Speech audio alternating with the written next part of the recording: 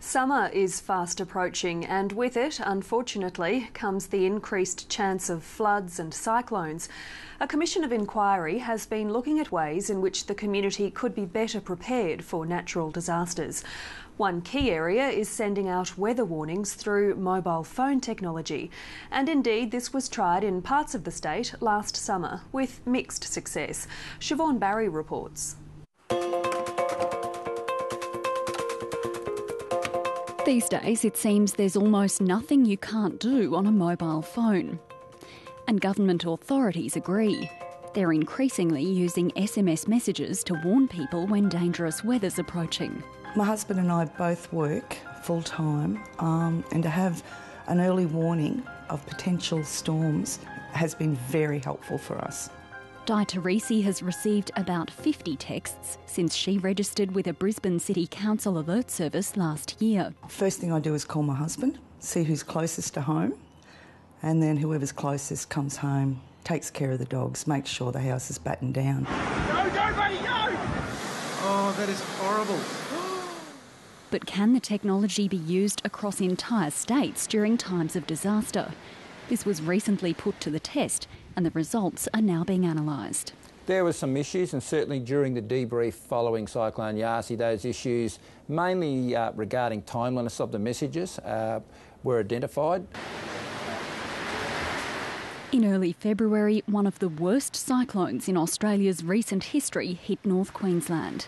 During the disaster, Emergency Management Queensland used a national alert system to send warnings via SMS and voicemail messages.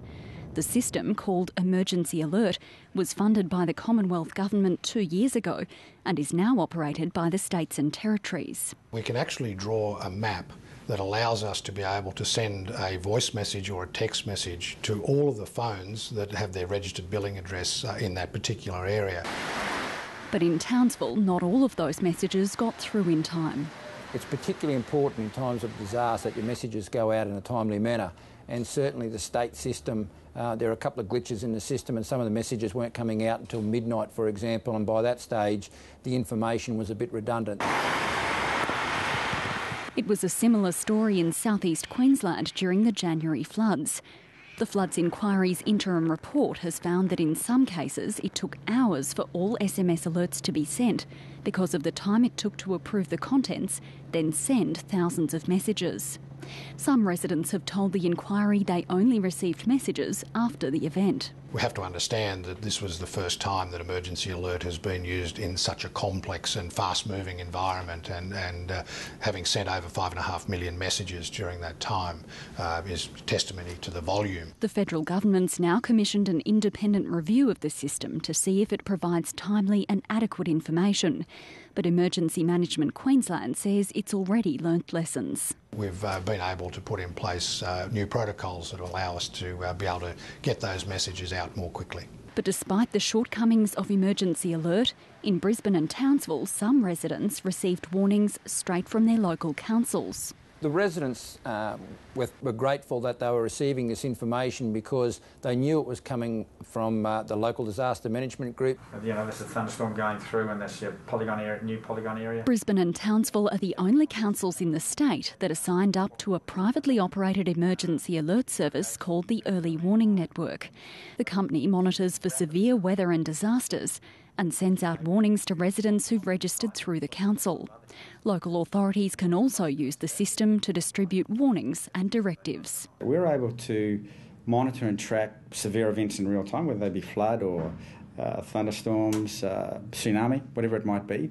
And then we're able to accurately draw an area, if you like, of those places that are to be impacted by that event, and then send alerts into those areas over multiple channels simultaneously and within just minutes.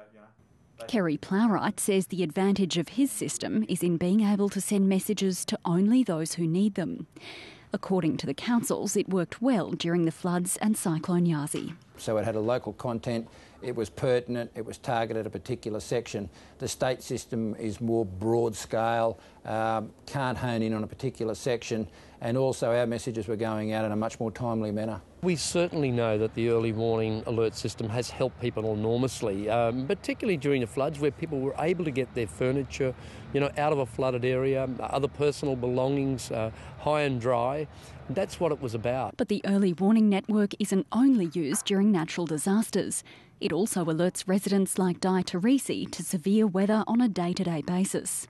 We've had quite a few occasions where windows have been left open and our insurance doesn't cover water entry through open windows, so we've saved our bacon. But not everyone gets these alerts because residents have to register with the councils. That's one of the reasons why the Local Government Association of Queensland's also looking into other emergency warning systems. And the LGAQ warns the early warning network simply isn't an option for many councils. Look, every council can't afford the cost of the system that they operate. There are alternative systems that we're looking at. Since the floods and cyclone, there's been a huge increase in the number of people registered for the alerts in both Townsville and Brisbane. But while Emergency Management Queensland supports the service the Early Warning Network provides to councils, it says it can't replicate that system at a statewide level. To be able to provide that level of detail to the entire community would make, I think, it overly complex, overly difficult to actually determine what message was to go where, and I think that that would have the impact of delaying that important first call to arms information that Emergency Alert is designed to provide.